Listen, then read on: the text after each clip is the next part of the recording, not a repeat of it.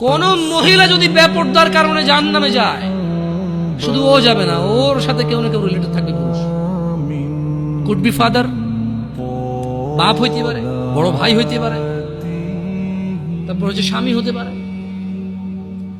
যদি ওর জাহান্নামে যাওয়ার রিজনই হয় বেপরদা, বেখোলা,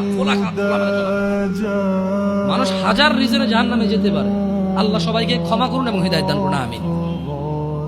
হাজারটা রিজন আছে জাহান্নামে যাওয়ার, কিন্তু যদি কোন মহিলা, এমন মহিলা যার বড় ভাই আছে, যার বাপ আছে, যার স্বামী আছে, আর ওদের থাকা অবস্থায় তার এমন একটা অন্যায়ের কারণে তার জাহান্নাম হয়েছে, যে অন্যটা হচ্ছে তার কি খোলামেলা চলাফেরা, তার জানাবা বিচারে চলাফেরা, তার বেপরদা অশ্লীল চলাফেরা, তাহলে ওই মহিলা একা জাহান্নামে যাবে না, সঙ্গে কাউকে নিয়ে যাবে। এবার যে লোকটা সংশ্লিষ্ট সময়ে দায়িত্ববান ছিল সে যাবে সঙ্গে। এটা খুব সিম্পল লজিক, কিন্তু কান টানলে কি আসে?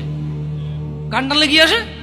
ওই মহিলা যদি সংশ্লিষ্ট রিজনে যদি জাহান্নামে যায়, সংশ্লিষ্ট সময়ে যে দায়িত্ববান পুরুষ তার অভিভাবকত্বের মধ্যে ছিল, যার উচিত ছিল তার জন্য সামর্থ্য অনুযায়ী জামা কাপড় কিনা সুন্দর দেখে, সামর্থ্য অনুযায়ী খাবার দাবার ব্যবস্থা করা, তার আর অর্থনৈতিক অবস্থার উপরে ডিপেন্ড করে, সামর্থ্য অনুযায়ী ওর কমফোর্ট জোনে রাখা হোক, সামর্থ্য অনুযায়ী যতটুকু আছে উজাড় করে দেওয়া ওর পিছনে, সংশ্লিষ্ট ব্যক্তিটার জন্য দায়ী থাকবে।